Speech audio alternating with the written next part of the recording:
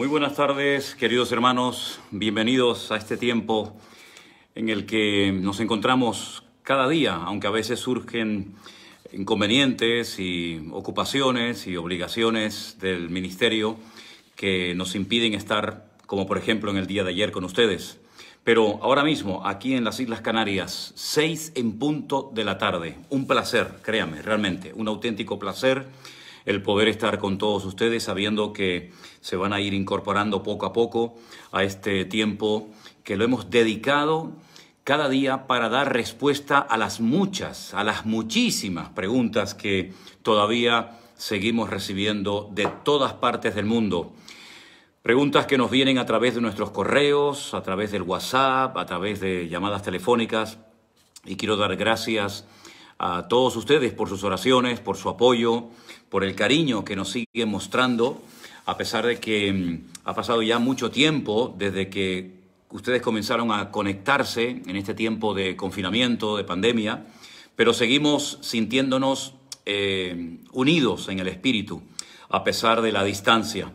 A pesar de que todavía no hemos retomado 100% la normalidad de la vida, pero seguimos aquí conectados, por supuesto, con el Señor, pero también en el Espíritu con todos y cada uno de ustedes, sabiendo que sin lugar a dudas el Señor está levantando una iglesia poderosa sobre la faz de la tierra. En todas las naciones del mundo está llegando el Evangelio y miles y miles y miles de hermanos, cada día más, créanme, cada día más. El Señor está poniendo hambre y sed de la palabra de Dios. Y eso es algo que me trae mucha alegría al corazón, porque veo que muchos están volviendo a la palabra. Muchos están enamorándose de la lectura de la palabra de Dios. Y esto es algo que va a traer toda una auténtica revolución dentro de las congregaciones y dentro de las familias y en la vida de millones de hermanos alrededor del mundo. Porque la palabra de Dios es la que tiene que hablar. La palabra de Dios tiene que ser la base, el fundamento. Y yo me alegro muchísimo de que muchos de ustedes digan, estoy volviendo a leer la Biblia como hacía años que no lo hacía.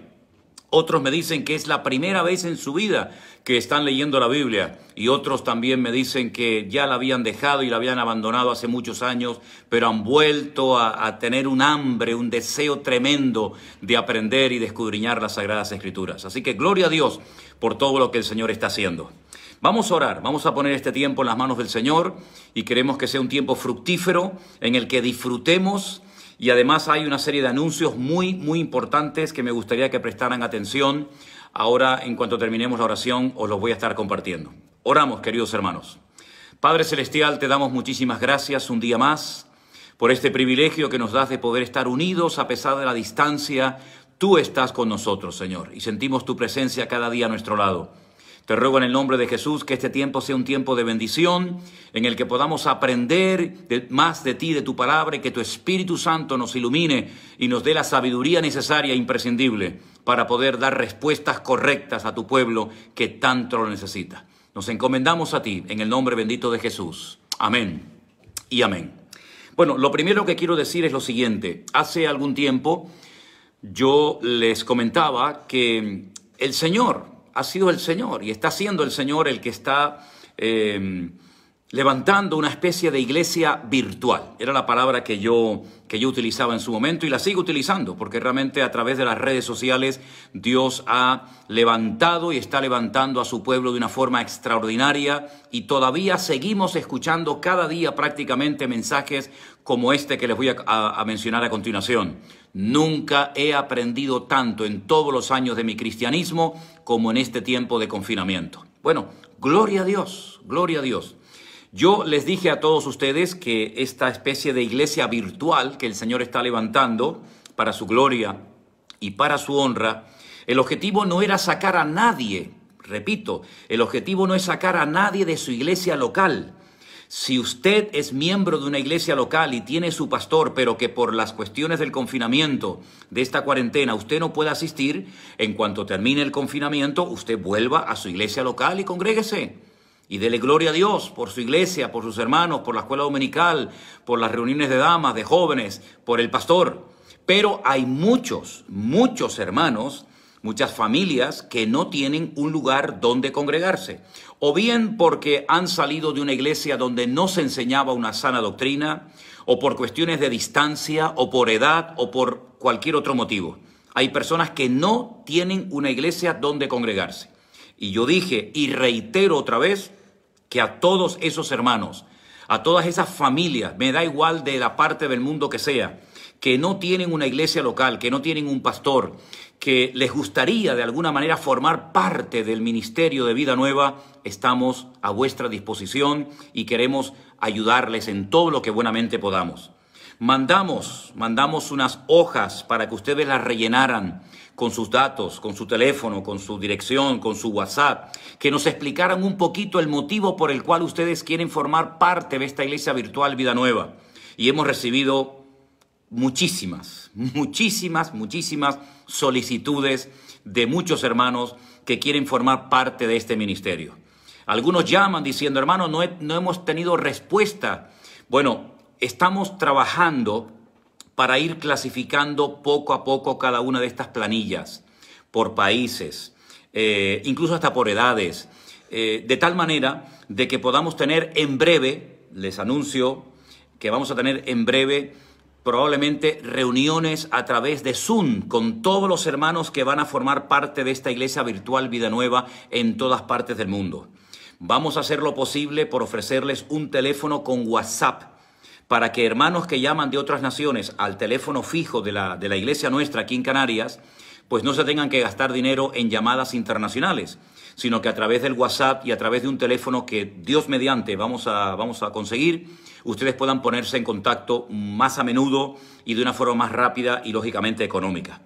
Entonces, oren, porque en breve vamos a comenzar a decir, hermano, tal día, los hermanos de la iglesia virtual Vida Nueva, que han rellenado su hoja de petición, su planilla, vamos a ofrecerles la posibilidad de tener reuniones entre nosotros a través de este sistema que se llama Zoom, donde ustedes tienen que recibir una serie de claves para poder vernos y para poder compartir y para poder conocernos.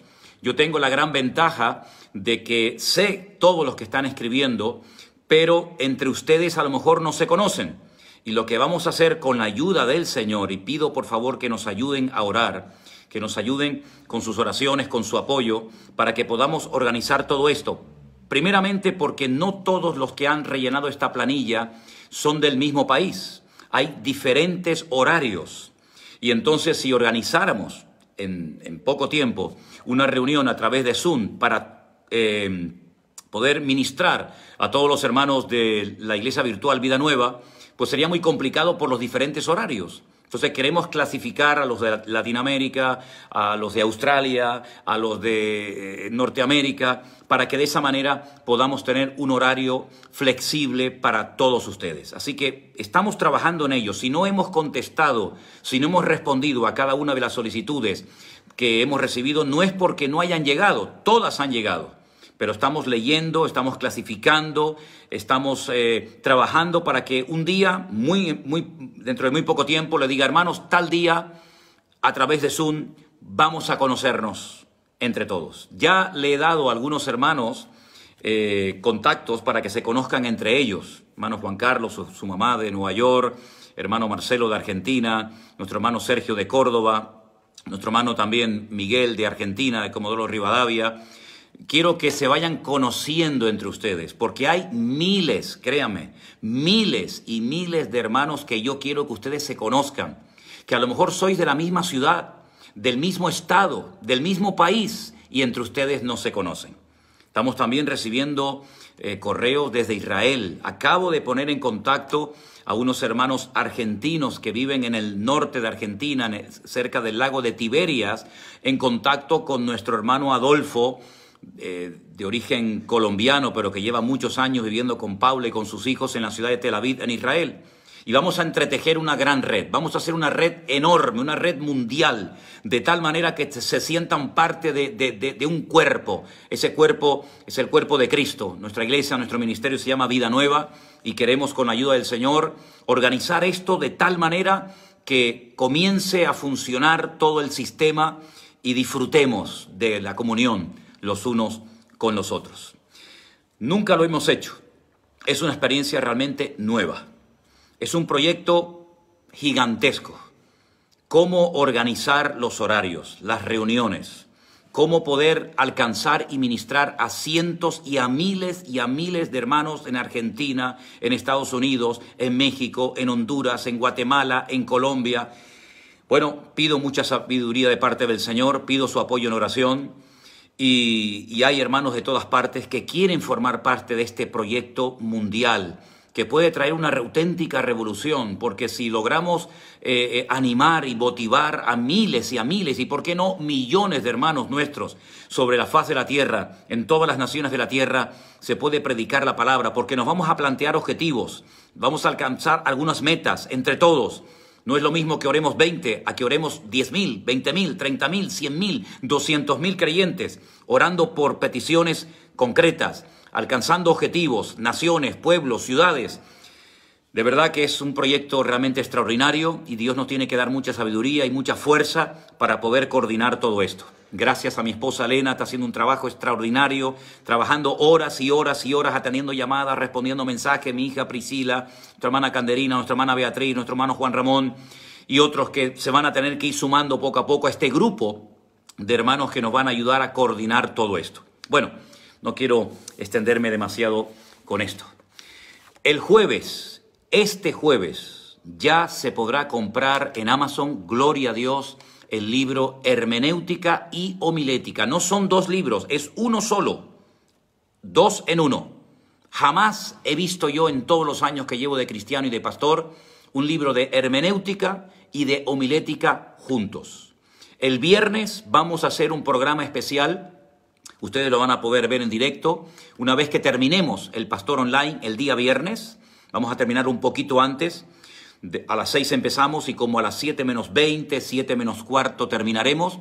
Vamos a preparar todo para que a las 7 en punto de la tarde, hora de aquí, de las Islas Canarias, comprueben ahora, les digo, ahora mismo tenemos las 18:13 horas, para que ustedes se ubiquen con el horario de ustedes y el horario nuestro.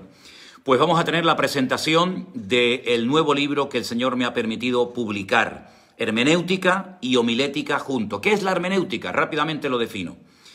Es una herramienta fundamental para poder interpretar correctamente los textos bíblicos. No se puede interpretar la Biblia de cualquier manera. Yo siento, yo creo, a mí me parece... No. Hay unas reglas, hay unas normas, hay unos patrones que hay que respetar. Y esa herramienta para mí es fundamental y yo la quiero poner en vuestras manos, mis queridos hermanos, para que ustedes puedan interpretar la Biblia sin miedo a equivocarse, sin miedo a creer en algo que no es así o a la inversa. Hermenéutica, la ciencia que nos ayuda a la correcta interpretación de los textos bíblicos. Pero hay personas que quieren compartir la palabra. Hay hermanos, hay ministerios que quieren compartir la palabra y no saben cómo compartir el conocimiento adquirido. No saben cómo organizar tal vez una reunión, una predicación para jóvenes, para damas, para presos, para hombres de negocio. Y esa segunda parte del libro de hermenéutica se llama homilética. Y a usted le va a ayudar a tener un material sencillo, directo y claro de entender para que usted pueda compartir el conocimiento adquirido. El viernes, 4 pastores, no les voy a decir quiénes son, 4 pastores amigos míos, vamos a hacer la presentación en directo de este nuevo libro que ya a partir del jueves, viernes, ya lo pueden conseguir en la plataforma de Amazon. Se llama Hermenéutica y Homilética, del pastor José Manuel Sierra. Yo no me llamo Juan, hay muchos hermanos que se confunden y cuando me escriben me dicen, hermano Juan.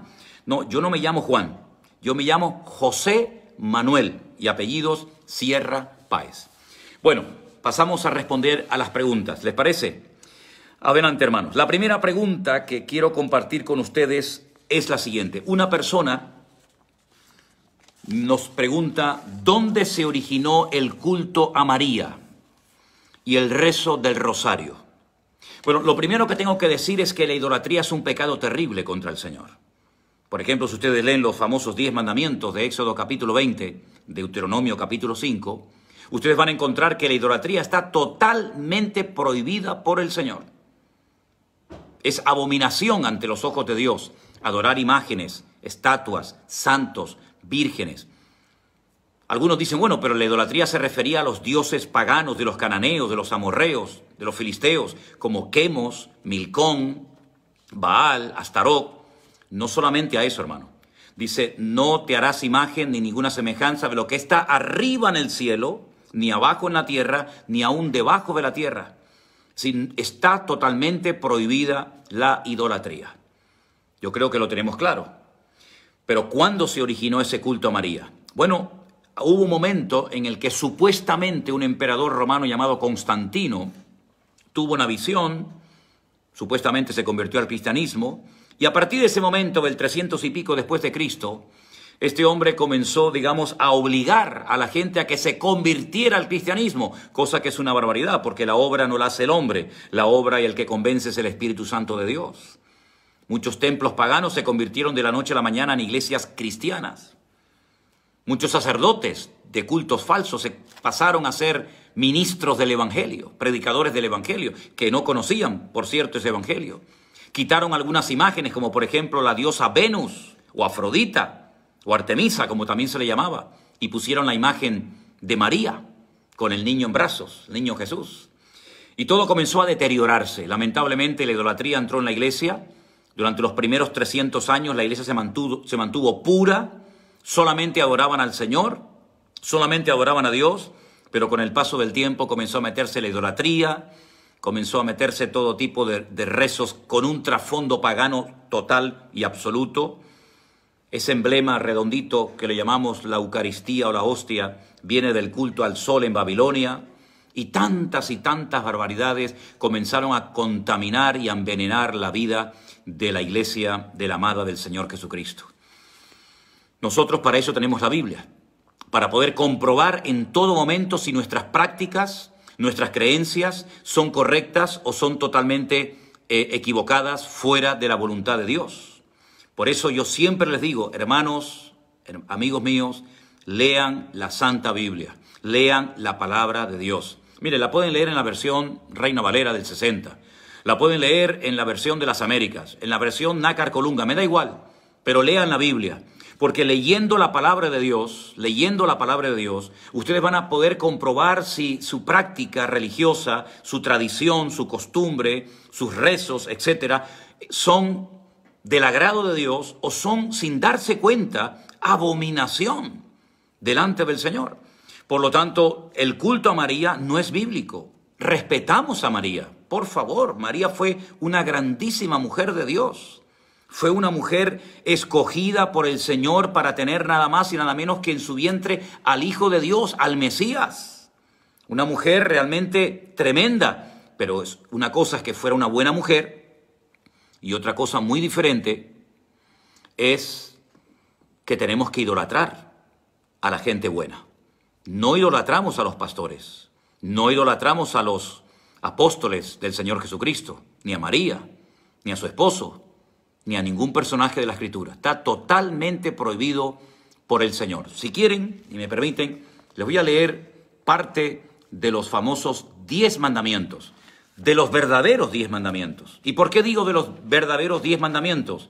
Porque lamentablemente tengo que decir, y sé lo que digo, porque fui durante muchos años católico y me crié en colegios de sacerdotes, los 10 mandamientos que nos enseñaron no eran 100% lo que decía la Biblia. Estaban tergiversados.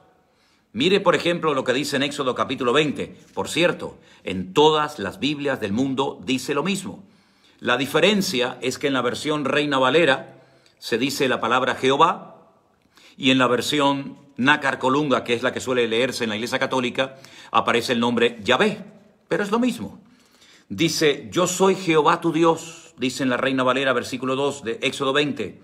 Que te saqué de la tierra de Egipto y de la casa de servidumbre. Escuche, no tendrás dioses ajenos delante de mí. Totalmente prohibido. Número 2, no te harás imagen ni ninguna semejanza de lo que está arriba en el cielo, ni abajo en la tierra, ni en las aguas debajo de la tierra. No te inclinarás a ellas, ni las honrarás, porque yo soy Jehová tu Dios, fuerte, celoso, que visito la maldad de los padres sobre los hijos hasta la tercera y cuarta generación de los que me aborrecen. Y hago misericordia a millares, a los que me aman y guardan mis mandamientos. Querido hermano, la idolatría es un pecado terrible delante del Señor. No adoramos a María, no adoramos a Pablo, ni a Pedro, ni a Santiago, ni a Tomás. Lamentablemente, la idolatría se ha convertido en un auténtico negocio. Y concretamente de los países latinoamericanos de donde nos escuchan y nos ven muchos hermanos, tengo que decirles que fueron los españoles cuando conquistaron América los que llevaron a la fuerza y le obligaban a la gente de aquellos tiempos, de aquellas naciones, a convertirse bajo presión, bajo amenaza de muerte, al catolicismo, o la espada o la cruz. Y esa fue la herencia, lamentablemente, que dejaron los españoles en América. Pero gloria a Dios, que hoy en día tenemos la Biblia en nuestras manos. Biblia que prohibieron leer los católicos durante siglos. Aquí en España, mi querido hermano y amigo, y en otros países de Latinoamérica como México, Perú, Colombia, el Santo Oficio, la Santa Inquisición, impedía a la gente, prohibía a la gente bajo pena de muerte leer la palabra de Dios. Pero un cura, un sacerdote español llamado Casidoro de Reina, fue el que se atrevió a traducir la Biblia al castellano, el castellano antiguo. Lógicamente después ha sufrido, en el buen sentido de la palabra, algunas modificaciones porque el lenguaje lógicamente va evolucionando. No hablamos hoy en día el castellano que hablaba Cervantes hace 500 años atrás, ¿verdad?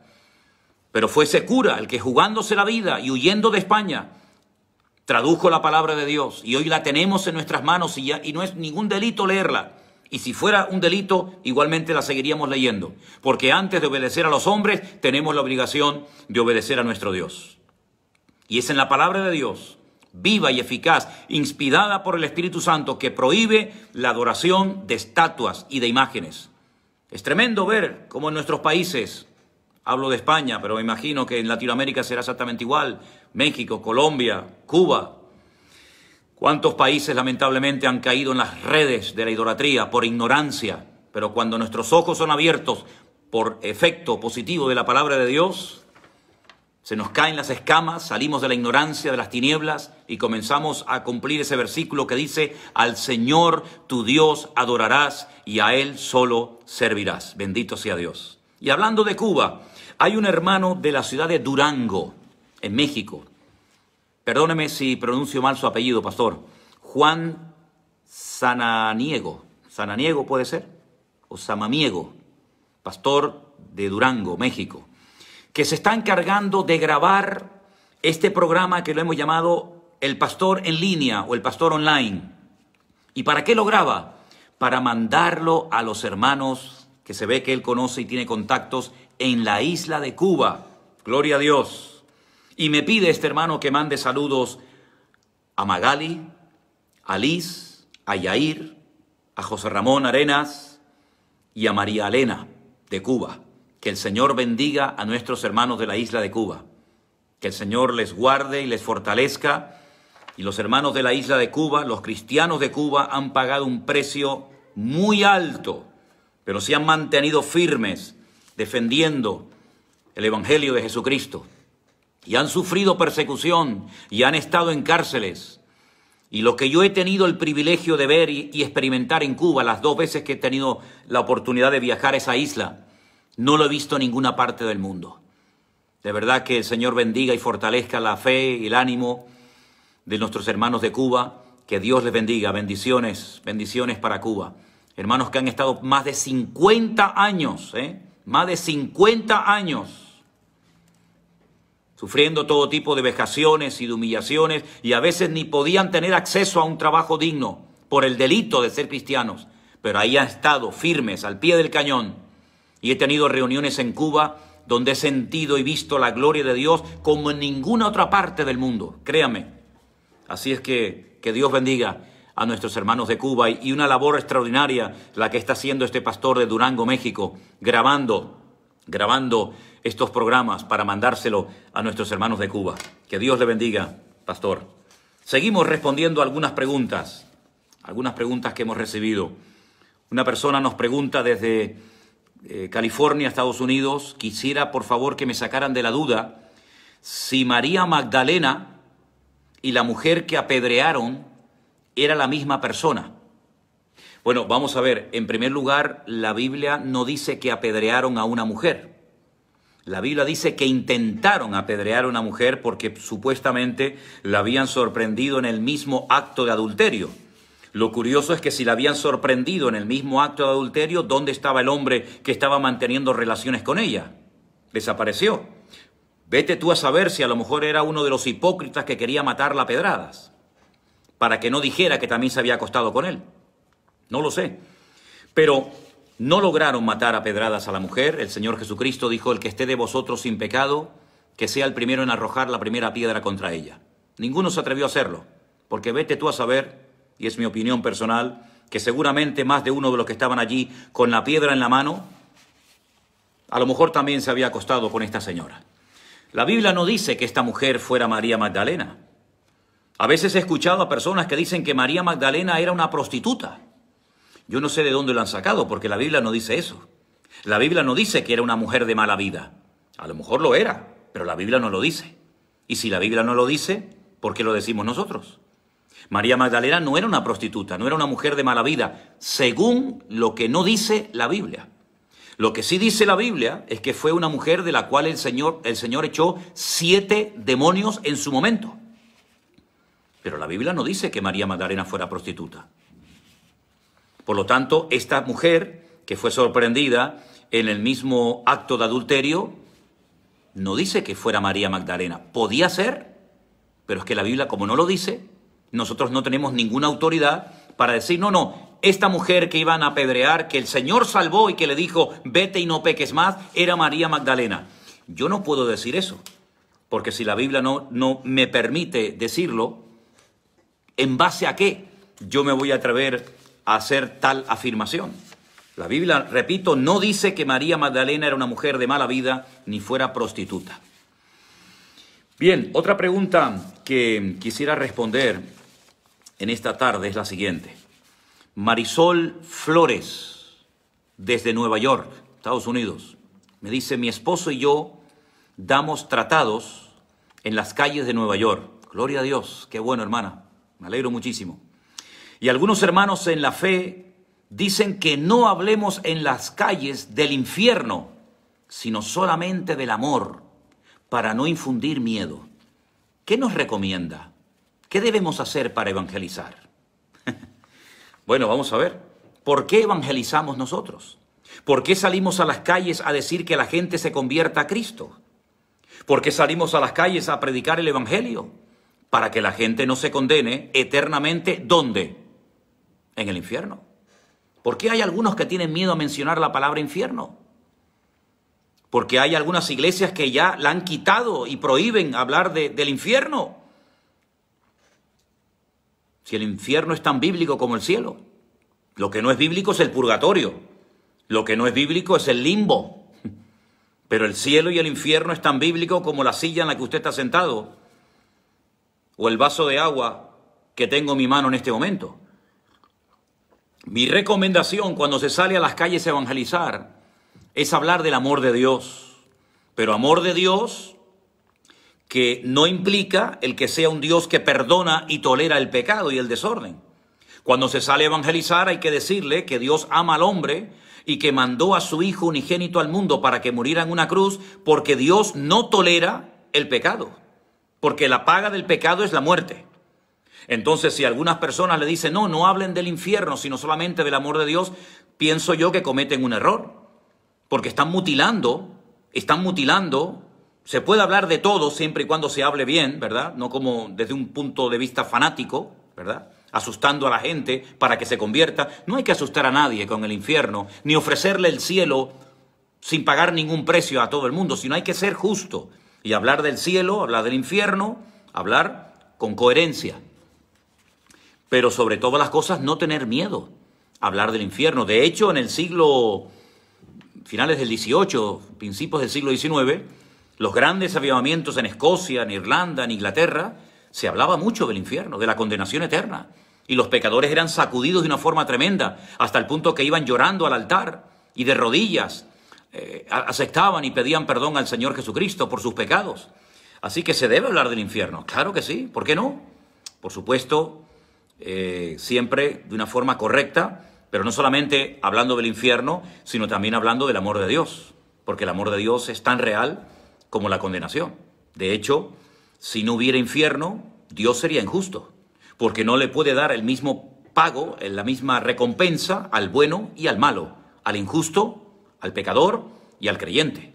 Algunas personas dicen, ¿cómo un Dios de amor manda gente al infierno? Dios no manda a nadie al infierno y Dios no manda a nadie al cielo. Cada uno elige dónde quiere pasar la eternidad. ¿Usted quiere irse al infierno? Bueno, usted quiere salvarse, tiene la posibilidad de aceptar a Cristo y nacer de nuevo, experimentar el gozo de la salvación.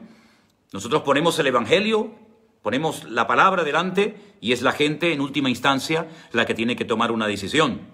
Pero no tengan miedo, pastores, no tengan miedo, hermanos, de hablar del infierno, no tengan miedo de hablar de la paga del pecado es la muerte. Pero por supuesto siempre digan a la gente que si quieren escaparse de la condenación eterna, hay un camino, una verdad y una vida que lleva directamente al corazón de Dios y se llama Jesucristo. Porque no hay otro mediador entre Dios y los hombres más que Jesucristo hombre. Gloria a Dios. Otra persona nos hace la siguiente pregunta. Hermano, la Biblia habla de falsos apóstoles. Sí, efectivamente. Había y hay hoy en día, igual que hace 2000 años, falsos apóstoles. Exactamente igual. Pero la pregunta es, si la Biblia habla de falsos apóstoles, ¿usted sabe quiénes eran esos falsos apóstoles? ¿Me podría dar el nombre de algún falso apóstol del Nuevo Testamento? Pues lamento mucho decirle que no puedo, porque la Biblia no nos da una lista de los falsos apóstoles. Si quiere le puedo dar la lista y los nombres de los verdaderos apóstoles. Pero de los falsos apóstoles la Biblia no da ningún nombre. Nos dice que tenemos que cuidarnos de ellos. Nos dice en Apocalipsis capítulo 2, en la carta o en el mensaje que el Señor le manda a la iglesia de Éfeso, que habían probado a los que se dicen ser apóstoles y los habían hallado mentirosos. ¿Por qué? Pregunto yo una cosa. ¿Por qué no se prueba hoy en día a los que se llaman apóstoles? ¿Quién prueba si hay un verdadero apóstol hoy en día o no? ¿O es que hoy en día no tienen que pasar por el filtro los que se han autoproclamado apóstoles? ¿O es que yo puedo decir, soy un apóstol, a partir de ahora me llaman apóstol Manolo, apóstol Manuel? ¿No había un filtro en el Nuevo Testamento para demostrar si eran o no eran verdaderos apóstoles? ¿Por qué hoy en día le permitimos a cualquiera que se denomine apóstol? ¿Por qué no los probamos también? A ver si son verdaderos o falsos. Ahí les dejo la pregunta. Otra pregunta que tenemos es la siguiente. Cuando se habla en el Apocalipsis de los dos testigos, se piensa o se especula que podría ser Elías y Enoc, puesto que ellos no murieron. Pero yo me pregunto, dice esta persona, si la muerte de Elías, cuando vino y murió decapitado como Juan el Bautista, solo se reconoce como la muerte de Juan el Bautista y no como la muerte de Elías. ¿Y cómo podemos ver que Elías ha venido como Juan el Bautista? A mí sí me ha dicho que puede ser porque es posible la reencarnación. Y él me pregunta a mí, ¿es posible la reencarnación? Vamos a ver, hermano o hermana, yo no sé quién le ha enseñado a usted que la reencarnación es bíblica. Pero si alguien le ha enseñado eso, le han tomado el pelo, le han engañado descaradamente. Yo dudo de que un cristiano le haya dicho a usted, yo dudo muchísimo, con todo mi respeto, hermano o hermana, que un pastor le haya dicho a usted que Elías se reencarnó en Juan el Bautista. No creo que nadie le haya enseñado eso cristiano. Pero como decía mi abuelo, en esta vida hay gente para todo. Si le han enseñado a usted, dentro o fuera de la iglesia, la posibilidad de que una persona muerta pueda reencarnarse en otra persona viva, es rotundamente falso. La reencarnación no es bíblica. Es una doctrina hinduista, budista. No tiene nada que ver con el Evangelio. El Evangelio no enseña reencarnación. No es que mataron a Elías decapitado porque se metió en el cuerpo de un tal Juan el Bautista. No, es que no es así, mi querido hermano. Elías era un personaje y Juan el Bautista era otro personaje. No es la misma persona. No es que Elías se metió en el cuerpo de un tal Juan el Bautista. No. Porque entonces Juan el Bautista nunca existió. Si era Elías, Elías era un personaje que fue llevado vivo a la presencia del Señor en el Antiguo Testamento, y Juan el Bautista tenía padre y madre y es otro personaje completamente diferente del Nuevo Testamento. La Biblia profetizaba en el libro de Malaquías que antes de que viniera el Mesías vendría una persona que lo llamarían el Elías, que haría una obra de restauración, de preparación previa a la venida, a la aparición y manifestación del Mesías, es decir, de nuestro Señor Jesucristo, ¿sí? Por lo tanto, mi querido hermano o hermana, Elías no se reencarnó en Juan el Bautista. Eso es rotundamente falso. Y cuando decapitaron a Juan el Bautista, no mataron a Elías. Elías está vivo. Elías no ha muerto. Si viene durante el período de la gran tribulación como uno de los dos testigos, yo no lo sé. Yo sé que hay gente que dice, no, Elías va a venir porque él va a ser uno de los dos testigos. Bueno, allá ellos. Incluso hay gente que lo ha publicado en algunos libros. Yo no me atrevería a decir eso porque si la Biblia no lo dice, vuelvo a repetir, si la Biblia no dice el nombre de los dos testigos, ¿cómo es posible que incluso haya pastores que hayan escrito libros que dicen que los dos testigos, uno de ellos es Elías? A mí me parece un descaro, una barbaridad. La reencarnación, por lo tanto, no existe. Si tiene que venir o no Juan el Bautista, ya se verá. Perdón, Elías, ya se verá si es él uno de los testigos o no. Juan el Bautista murió decapitado. Elías está vivo en este momento en la presencia del Señor.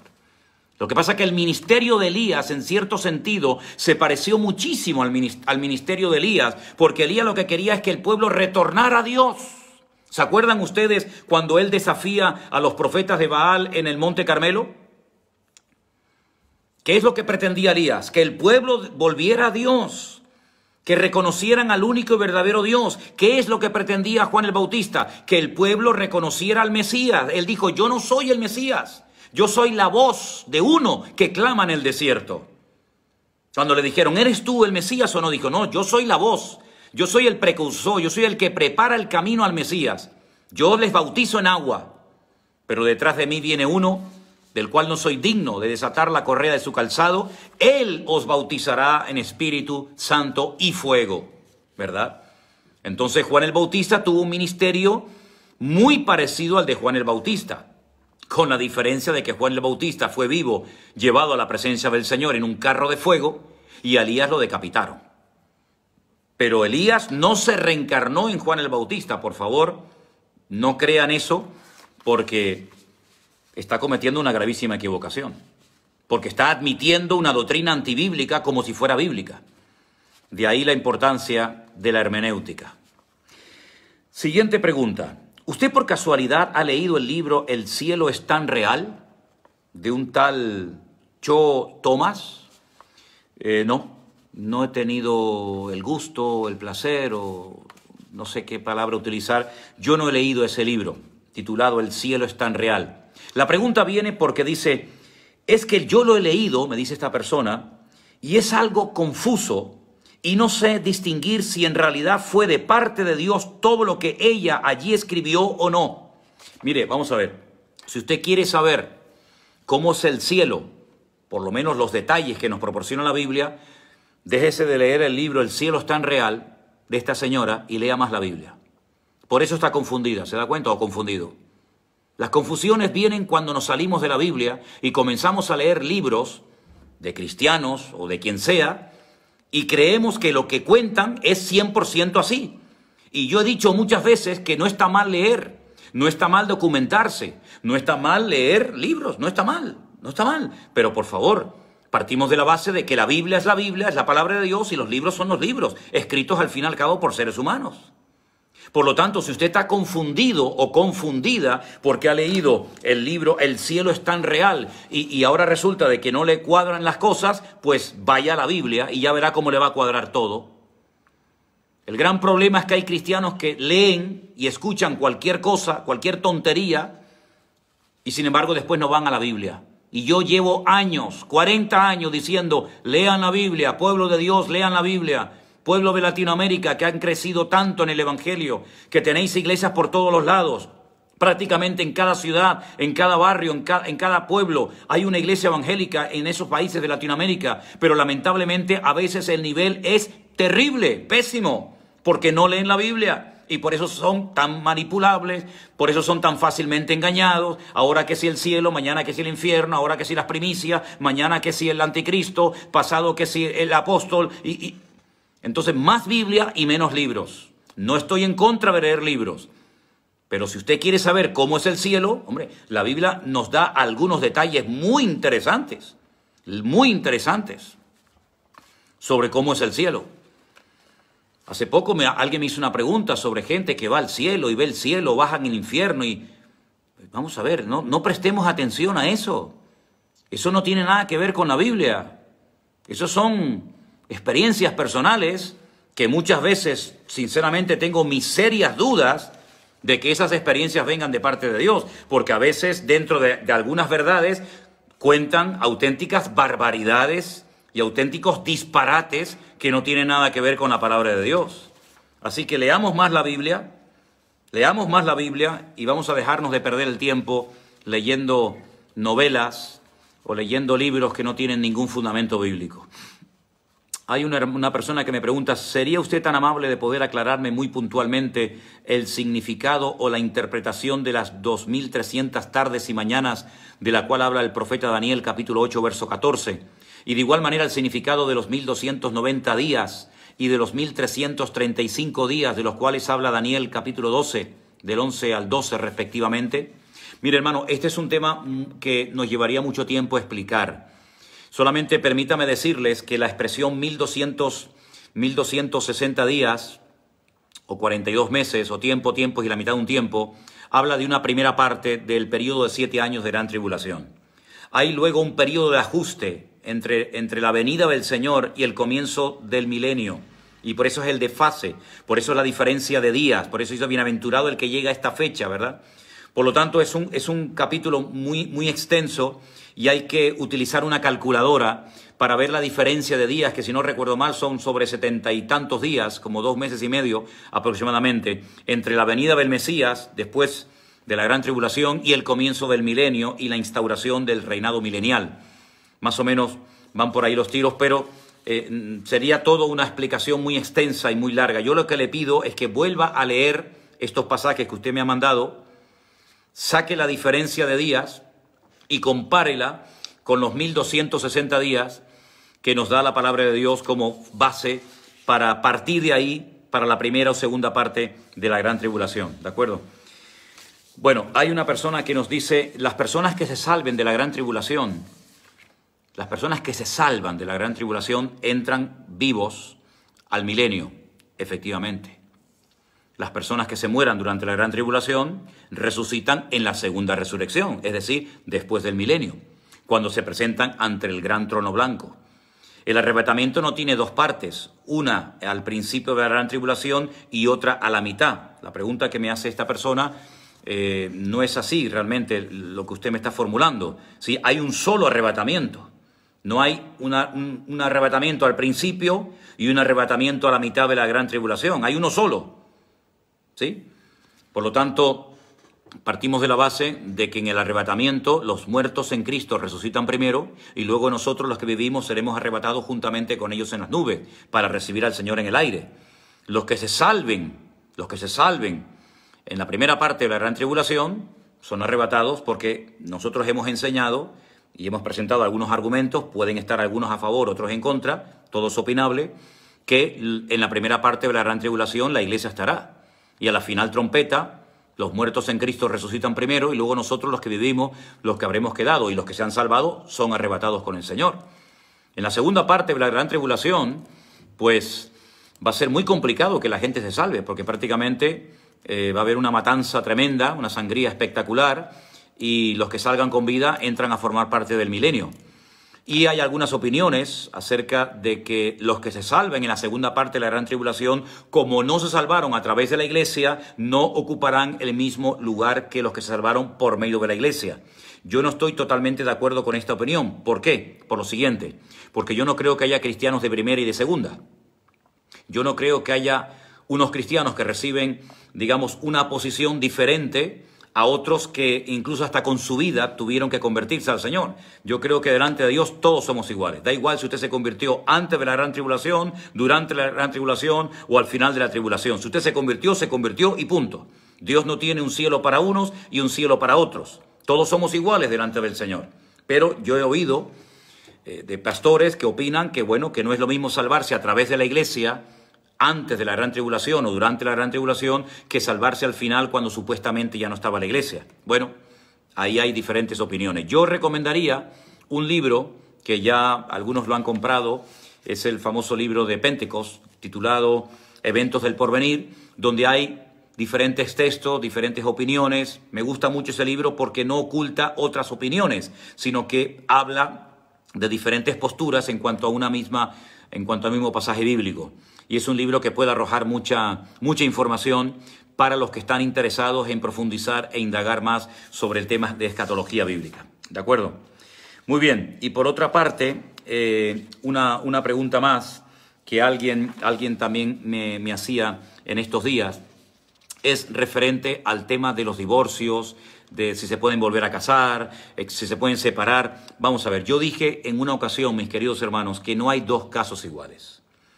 Los que son miembros de una iglesia, repito, si usted se está congregando en una iglesia y usted tiene un pastor y asiste frecuentemente a una iglesia, pregúntele a su pastor. ¿Por qué digo esto? Porque depende la iglesia a la que usted pertenezca, depende incluso la denominación a la que usted pertenezca, hay una o varias opiniones. Si yo le doy una opinión en cuanto a su caso particular, que repito, no hay dos casos iguales, puede ser que en su iglesia le estén enseñando algo completamente diferente. Por lo tanto, con este tema de separaciones, de divorcios, de si se puede volver a casar, si puede volver a ministrar, si tiene que dejar el ministerio, si puede volver a casarse, etcétera, etcétera, yo sinceramente preferiría que ustedes le preguntaran a sus pastores. Porque yo no estoy compitiendo contra ninguna iglesia. Yo no tengo que hacerle la competencia a ninguna congregación ni a ningún ministerio. Y yo he oído que en unas iglesias hay una opinión, en otras iglesias hay otra opinión, y yo no estoy tratando de sentar cátedra sobre un tema que es muy delicado porque, repito, no hay dos casos iguales. Hay casos en los que él cuenta una versión, pero luego cuando hablas con ella es todo lo contrario, o viceversa. Te viene la hermana, te viene la mujer, te cuenta unas tragedias terribles que luego después a la hora de sentarlos a los dos juntos es completamente la versión de uno que de otro. Por lo tanto, estos casos de vida privada, háblenlo ustedes personalmente con su pastor.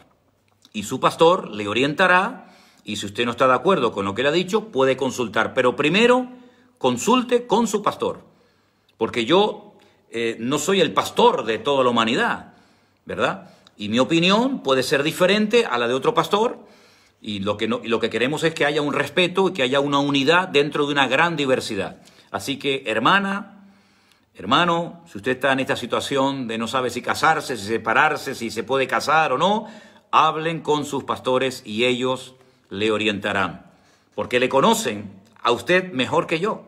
Ya a usted no le conozco de nada y me está haciendo una pregunta de su vida privada cuando yo no sé ni cómo es su cara. Y sin embargo su pastor, que a lo mejor la conoce hace 20 o 30 años, conoce miles de detalles que yo ignoro. Por lo tanto, yo dar un juicio de valor, dar una opinión sobre gente que no conozco todos los detalles, entiéndame, es muy complicado. Lo que no aconsejo en ningún momento, y eso sí lo quiero dejar claro porque hay gente que me pregunta esto, es que ustedes se casen con personas que no quieren saber nada de Dios, con el pretexto de que después cuando se casen, ustedes harán lo posible para llevarlo a él o a ella a la iglesia. Si no es un creyente, si no respeta a Dios, si no tiene la palabra de Dios en su corazón, usted se está jugando su futuro, hermano y hermana. Usted se ha enamorado tal vez de la persona equivocada. Entonces, ore para que esa persona ame a Dios, para que esa persona respete y ame la palabra del Señor, ¿verdad? Porque si usted se casa con un hombre que no ama a Dios ni a su palabra, usted se la está jugando. Y después, permítame el ejemplo o la expresión, después va a ser peor el remedio que la enfermedad. Evite problemas. Cuando el Señor dice, no os unáis en yugo desigual con incrédulos. ¿Qué es un incrédulo? Una persona que no cree en Dios, una persona que no quiere saber nada de Dios. Me dice, no, es que es un buen hombre, es que es una buena mujer. Bueno, yo no he dicho que no sea bueno, aunque bueno dice la Biblia que solamente hay uno, que es Dios. Pero no se estén enamorando de gente inconversa que no ama a Dios ni a su palabra, porque se van a meter en un lío tremendo y van a llorar toda su vida por no haber hecho caso al consejo y a la palabra de Dios. Es mi palabra en cuanto a este tema. Hay muchas preguntas, por supuesto, hay muchísimas más, pero aprovecho que ahora veo que hay más de 1.200 personas conectadas para recordarles que este viernes a las 7 de la tarde, hora de aquí de las Islas Canarias, ahora mismo les recuerdo son las 18:51, comparen su hora con la que yo les digo, 18:51. El viernes a las 7 de la tarde, hora nuestra aquí en Canarias, vamos a tener la presentación del libro de hermenéutica y de homilética. ¿Sí? Homilética y hermenéutica.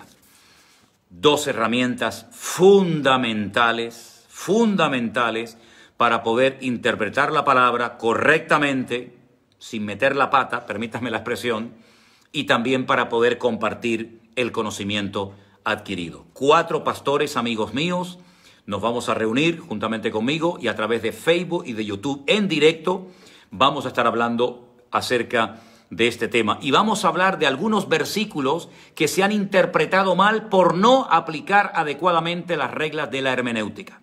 ¿De acuerdo?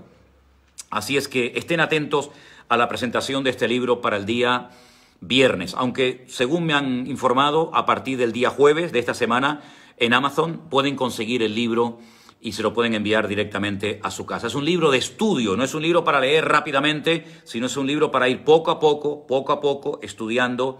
Hay un índice muy amplio, muy variado, de diferentes temas que le van a venir muy bien para que usted pueda ser una persona autodidacta y pueda abrir la palabra de Dios y entenderla. Usted sabe que mi forma de hablar, mi forma de predicar, mi forma de compartir la palabra es muy sencilla, muy clara, para que todo el mundo la entienda. El libro está escrito en un lenguaje muy sencillo para que cualquiera tenga acceso a estas 2 herramientas tremendamente importantes para la vida de un creyente: hermenéutica y homilética. Y termino este tiempo diciendo, en cuanto a los viajes de Israel, bien, todavía no se puede viajar, mis queridos hermanos. Todavía las fronteras están cerradas. Se está apuntando mucha gente. Mucha gente se está apuntando. Nuestro hermano Juan Ramón, que no sé si estará conectado por ahí, él les va a poner el correo al cual ustedes pueden dirigirse. Él está tomando nota de las docenas y docenas y docenas de ustedes que quieren viajar conmigo a Israel. Justamente hoy hablábamos con algunas personas de Israel, viendo a ver cómo están las fronteras, cuándo se puede viajar, cuándo no se puede viajar. Entonces daremos toda la información en cuanto se pueda. Los costos, el itinerario, lo que se va a visitar, cuánto cuesta una cosa, cuánto cuesta otra, pero de momento no podemos decir nada, porque no sabemos ni cuándo se puede viajar. Confiamos que los grupos de este año, los 2 de octubre y los 2 de noviembre, podamos viajar, ¿sí? Pero todavía en cuanto a los costos, en cuanto a los precios, no queremos aventurarnos, no sea que digamos una cosa y luego tengamos que retractarnos, ¿de acuerdo? Entonces, paciencia.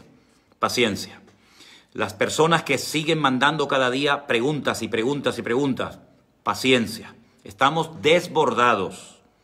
Estamos tratando de responder cada día a preguntas, pero todavía yo sé que quedan muchas por responder. Vamos poco a poco. Una persona vi que por ahí los 2 libros, vamos a ver, el libro de hermenéutica y homilética no son 2 libros, es uno solo. Es una cosa original que se me ocurrió hacer. Generalmente usted va a una librería bíblica y encuentra un libro de hermenéutica y un libro de homilética aparte, pero yo he hecho 2 en 1, para que así tenga esas 2 herramientas en un solo tomo. Alguien preguntaba por Hebreos 6.1, por tanto, ya dejando los rudimentos de la doctrina de Cristo, vamos adelante a la perfección, no echando otra vez el fundamento del arrepentimiento de obras muertas, de la fe en Dios. El autor de esta carta, en este pasaje, habla acerca de avanzar, de madurar, de crecer, de no estar estancados, de ser niños, siempre bebiendo leche, siempre dando vueltas sobre las mismas cosas, ¿verdad? Los mismos problemas. Hay que crecer, hay que madurar. Obras muertas, pues son aquellas cosas que hemos hecho o estamos haciendo que no sirven para nada. Pregúntese, hermano y hermana, ¿lo que está haciendo es correcto? ¿Lo que está haciendo es voluntad de Dios? Tal vez está perdiendo su tiempo, se ha encariñado, se ha encaprichado, se ha enamorado de algo que no es de Dios. Entonces déjelo, déjelo. ¿Para qué perder tiempo, dinero, juventud? ¿Para qué perder la vida en algo o en alguien? En algo o en alguien que no es de Dios. Busquen la voluntad de Dios. Y buscando la voluntad de Dios van a ser felices, porque la voluntad de Dios, según Romanos 12, es buena, agradable y perfecta. ¿Para qué enamorarse de un hombre que no es el de Dios para su vida, hermana? ¿Para qué enamorarse de una mujer que no es la que Dios tiene para su vida? ¿Para qué meterse en una carrera, en una profesión? ¿Para qué meterse en un negocio que no es de Dios? ¿Para qué? Para después llorar, para después sufrir, para después tirarnos de los pelos y no dormir y estar nerviosos y estar afanados. Hermanos, ¿saben lo bonito que es vivir en la voluntad de Dios? Por lo tanto, mi querido hermano y amigo, busquen la voluntad de Dios, hagan la voluntad de Dios, sueñen con hacer la voluntad de Dios, porque ahí donde está la bendición, en cumplir con el propósito de Dios para nuestra vida. El precio del libro se lo va a decir Amazon. Yo todavía, sinceramente, ni lo sé. Ustedes entran en Amazon para el libro de escatología, que ya muchos lo tienen. Se los recomiendo a los que no lo han comprado. Y el otro libro, el de hermenéutica y homilética, repito, que son 2 en 1, el día jueves o viernes, cuando usted lo pida en la plataforma de Amazon, ahí encontrará el precio, porque sinceramente ahora mismo no sé ni qué precio va a tener ese libro. ¿De acuerdo? Son muchas cosas que se escapan de mis manos. Voy a ver si hay alguna pregunta a la cual puedo responder ahora mismo en directo. Hay que vivir bajo la voluntad de Dios. Amén. Todo se vende en Amazon, efectivamente. Esa es la plataforma más conocida, más rápida y más fiable. Los viajes a Israel, daremos la información cuando llegue el momento, cuando se abran las fronteras. De momento, permanecen cerradas. Pastor, ¿es normal que una iglesia se divorcien y se casen entre ellos? No, no es normal. No es normal, es una pena y una tragedia. Un divorcio siempre es una tragedia. Y no es normal que en una iglesia ahora se separen, ahora se casen, ahora se juntan este con el otro. Eso es una vergüenza para el Evangelio. Lamentablemente sé que hay muchos sitios así. Los 3 libros no. Usted no tiene que encargar los 3 libros. El de escatología es un libro, y vuelvo a repetir otra vez, el de hermenéutica y homilética es un solo tomo. ¿Vale? ¿Se puede uno rebautizar? Bueno, yo no sé por qué me hace usted esta pregunta. Hay personas que a lo mejor se bautizaron de una forma incorrecta, no sabían lo que hacían, se precipitaron, no fueron conscientes de lo que estaban haciendo. Entonces mi consejo es que lo vuelva a hacer, pero bien, hágalo bien. Pero bautizarse por bautizarse no le veo ningún sentido. En cuanto al día de reposo ya lo hemos dicho 50.000 veces, ya lo hemos respondido en muchas ocasiones. ¿Cuándo será publicado el libro? Entre el jueves y el viernes podrán comprar el libro de hermenéutica y homilética, que son un solo tomo. Ver la posibilidad del libro esté en formato digital. De momento no va a estar en formato digital, solamente en formato libro. Tengan el libro en la mano. Tengan el libro en la mano, que eso es lo importante. Hermanos, Dios les salude de Beersheba. Gloria a Dios. Raiza, Eskenazi, San Juan, Baruch Hashem, desde Beersheba, la ciudad de los 7 pozos. Bendiciones, bendiciones a esta hermana. ¿Qué significa Dios de balde? De nada. Sí, balde significa, es una expresión, es simplemente un modismo, ¿no? Servir a Dios de baldes, por nada, ¿no? Servirlo sin ningún sentido. Si Jesús dijo a los discípulos que orasen con Él o por Él.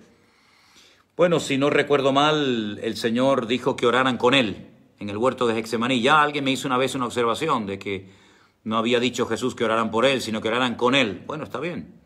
Lea el pasaje bíblico y se dará cuenta si el Señor pidió que oraran con Él o oraran por Él. Leyendo la Biblia, esa respuesta la va a encontrar usted mismo. Se ganó nuestro amor. Muchas gracias, muchas gracias. Es una maravilla sentirse amado. Es una maravilla sentirse querido. Yo les agradezco de todo corazón todas las palabras, los mensajes. Le vuelvo a repetir, y no es por quedar bien delante de ustedes. Jamás en la vida, Jamás en la vida, con la edad que tenemos, pensábamos que esto nos iba a ocurrir. Nunca, jamás. Hermanos de todas partes del mundo, que parece que nos conocen de toda la vida y nos hacen sentir muy queridos y muy amados. Se puede celebrar una boda con baile y música secular.